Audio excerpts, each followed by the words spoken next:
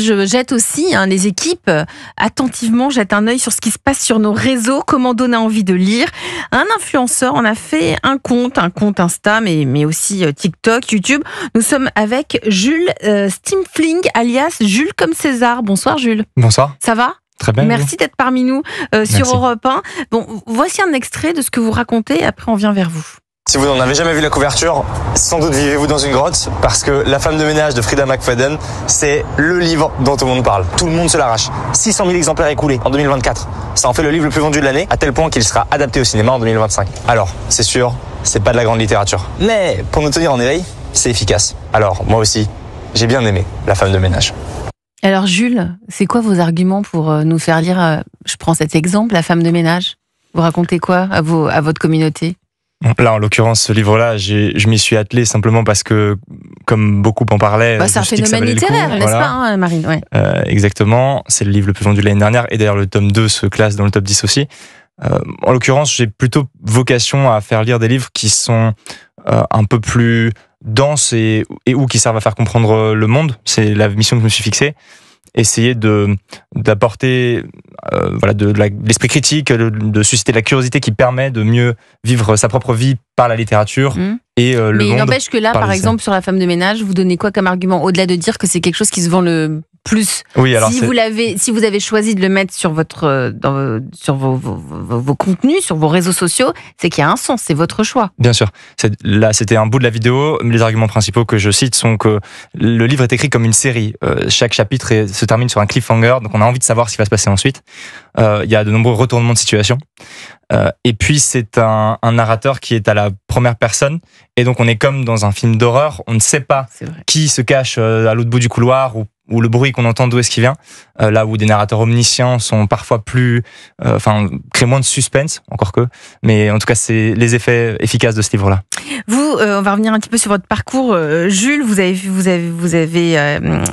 fait Sciences Po à Nancy, et vous vous êtes lancé très rapidement dans l'entrepreneuriat parce que vous avez vous aussi à peine 27 ans, et vous avez créé le Crayon Média qu'on connaît. On connaît bien Valran sur Europe 1. Qu'est-ce qui a fait que vous vous êtes dit je vais devenir aussi influenceur culturel? Qu'est-ce qui vous a motivé? La mission qu'on a eue avec l'entreprise Le Crayon, c'était en tant que média de réunir des idées différentes. Et c'est une mission de vulgarisation, permettre de prendre ce que les réseaux sociaux ont de meilleur, c'est-à-dire être un amplificateur assez large, toucher largement du monde. Mais est-ce que c'est pour donner envie de lire? Sur Jules comme César, c'est la mission que j'ai, c'est le prolongement de cette mission-là, c'est de se dire, je sais me servir des réseaux sociaux, je vais dépoussiérer la lecture, la manière dont on fait une critique littéraire, en l'incarnant, en la rendant plus joviale, plus personnelle, et ça suscite effectivement l'envie de lire, et c'est ce qu'on me dit. Et vous avez des retours, vous par exemple, vous donnez envie de lire à des jeunes, parce que vous êtes sur les réseaux sociaux. En plus ce soir, moi je trouve ça formidable, vous êtes jeunes tous, et vous avez ce goût pour la lecture. Donc ça veut dire que vous donnez envie de lire des classiques, des livres classiques qu'on nous donne à lire au collège, au lycée. Parfois c'est un petit peu compliqué, on n'a pas toujours envie de les lire quand on est collégien ou lycéen. Vous y parvenez, Jules ? C'est une de mes grandes fiertés. Il y a une partie des adolescents qui ont été dégoûtés de la lecture au moment du collège parce qu'on leur a mis Madame Bovary ou Germinal un peu trop tôt dans les mains, ou en tout cas qu'on ne leur a pas présenté de la bonne manière. Et j'ai la fierté que certaines personnes me disent, quand ils me croisent dans la rue, ça m'arrive une fois ou deux par semaine qu'on m'arrête en boîte de nuit jusque dans la file d'attente, où on me dise j'ai 29 ans et tu m'as aidé à me remettre à la lecture. J'ai acheté tel livre que tu as recommandé. Je l'ai pas encore forcément lu, mais j'en ai envie. Et c'est déjà un changement dont je suis heureux. C'est chouette, hein, Jérôme Jacomoni, le coach de la France Bouge ce soir sur Europe 1. Oui, c'est super. Moi, j'ai par exemple une expérience, et 100 ans de solitude, j'avais essayé 10 fois de le lire. Gabriel Ils ont tous le même prénom, on n'arrive jamais à s'y remettre. Il y a la série qui est fantastique, et du coup après j'ai lu le livre. Donc, c'est bien dans ce sens-là aussi. Il y a aussi ça, donc c'est vrai qu'on a besoin parfois sur des livres un peu difficiles d'avoir une intermédiation, que ce soit avec un influenceur ou un Tinder du livre. Jérôme, je reviens sur Angélique Carreno pour Booklig. Est-ce qu'il y a un conseil que vous pourriez lui donner ce soir? Je crois qu'elle a... qu'elle a tout, vous l'avez dit. Non, mais je pense qu'il faut vraiment être à l'écoute de sa communauté. C'est-à-dire que en suivant bien toutes les remarques, comment fonctionne son site, faut être à l'écoute de ses clients. Enfin, j'invente rien, mais ça va lui permettre d'élargir et de pouvoir augmenter tout son spectre. Et votre regard, et je m'intéresse aussi à Marine Tremblin, sur l'un des influenceurs, on a choisi Jules, mais il y en a beaucoup d'autres sur les réseaux sociaux, qui décident de raconter, de donner cette envie de lire à une communauté. Mon regard, c'est que c'est aussi comme ça qu'on rentre. Pardon. Mon regard, c'est que c'est aussi comme ça qu'on rentre dans la lecture, par le conseil et par l'inspiration par quelqu'un. Alors moi, c'est pas mon époque et c'est pas. Je te connaissais pas avant, mais je pense que les jeunes dont on parlait tout à l'heure, qui visiblement sont devenus en masse au salon du livre, mais qui malheureusement lisent de moins en moins, si ça peut donner un petit coup de boost. Voilà, dans les outils qu'ils utilisent tous les jours, leur donner envie de toucher un livre et de lire un livre. Jules. Mais c'est là où j'aimerais nuancer aussi cette statistique on a moins de 28 minutes par jour de lecture.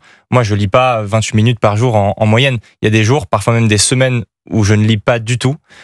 Pourtant, je lis dans l'année une 50aine de livres, plus ou moins, j'ai pas le décompte exact. Il y a des moments où on a une envie qui est plus forte, on est embarqué dans un livre, et d'autres où c'est moins le cas. On a des périodes de vie qui sont plus ou moins compliquées.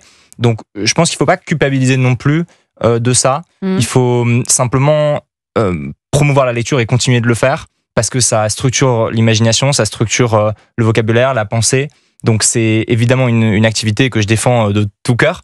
Simplement, il faut mettre de la mesure, je dirais, dans l'observation de cette statistique. Est-ce que ça pourrait aller plus loin que là vous êtes un créateur de contenu littéraire, votre activité sur les réseaux sociaux, je crois que vous cumulez en tout près de 400 000 abonnés. Ça pourrait aller. Vous allez en faire quoi de tout cela? Est-ce que ça peut se transformer en start-up? Qu'allez-vous en faire? Certes, j'ai un certain nombre d'interactions avec cette communauté, et puis j'envisage éventuellement, ce sont des projets de moyen terme, d'en créer un book club, c'est-à-dire de réunir des gens en physique, et ou de produire moi-même des ouvrages, donc d'écrire. L'écriture vous tenterait? Ouais, depuis toujours. Simplement, je m'y attelle pas par peur, comme beaucoup sans doute, de la page blanche. Voilà, mais c'est aussi déjà un projet en soi, et je veux le dire, la création de contenu, c'est une économie en soi. Parfois on se dit où est-ce que ça mène, mais c'est déjà. Vous gagnez de l'argent avec Jules comme César? Ouais, les créateurs de contenu sont. Vous gagnez de l'argent en faisant la promotion de certains livres ou... Oui. Mais alors, par comment? Par qui? Il se passe deux choses. D'abord, il y a des maisons d'édition qui peuvent vouloir collaborer, mais c'est même pas le plus fréquent. Il se trouve aussi que quand on crée du contenu et qu'on a une communauté constituée d'abonnés sur les réseaux sociaux, on devient intéressant pour des partenaires qui peuvent être autres. Comme de quelle heure? J'ai collaboré avec des banques ou des institutions, la Caisse des dépôts, pour vulgariser.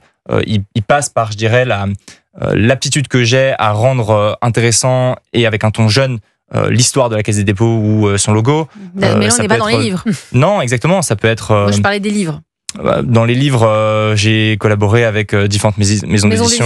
Exactement aussi. Et on gagne bien sa vie, ou c'est des. Oui, c'est rémunérateur. C'est rémunérateur. Voilà, il y a du travail qui renvoie au livre, c'est ça? Non, c'est par contrat. C'est comme un contrat de publicité, si on veut. C'est comme un espace média. Jérôme? On achète un espace média. Moi, je trouve ça totalement normal. Moi aussi. Mais non, mais absolument. Au contraire, tu as fait un effort, tu as travaillé, tu as fait du contenu, ça sert, et ça permet de transmettre des choses.